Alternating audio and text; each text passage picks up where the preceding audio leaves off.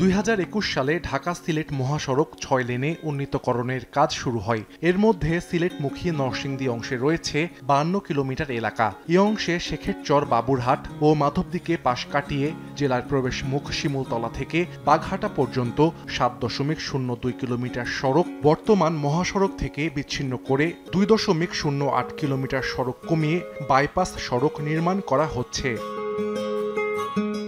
তৈরি পোশাকে দেশের সবচেয়ে বড় বাজার নরসিংদীর শেখেরচর বাবুরহাট পাইকারি বাজার। এলাকাবাসী ও ব্যবসায়ীরা বলছেন, নতুন প্রকল্পের সুফল থেকে বঞ্চিত হচ্ছেন এই এলাকার ব্যবসায়ীরা। এমনকি একটি সুবিধাভোগী গোষ্ঠীকে সুবিধা দিতেই এমন নকশা করারও অভিযোগ তাদের।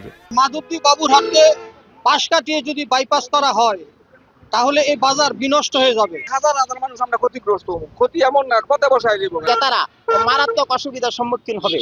তারা ওই দিক দিয়ে সোজা চলে যাবে গাড়ি, আমাদের এইখানে পার্কিং এর সুবিধা থাকবে না। 2 কিলোমিটার রাস্তা সাশ্রয়ের জন্য এই হাজার হাজার কোটি টাকা তারা লস করে, সরকারের লস করে এই বাইপাসটা করছে। অর্থনীতি বিরুদ্ধে যারা চক্রান্ত করতেছে তাদের বিরুদ্ধে অবস্থান নেওয়ার জন্য আমরা এই আন্দোলনটা করতেছি।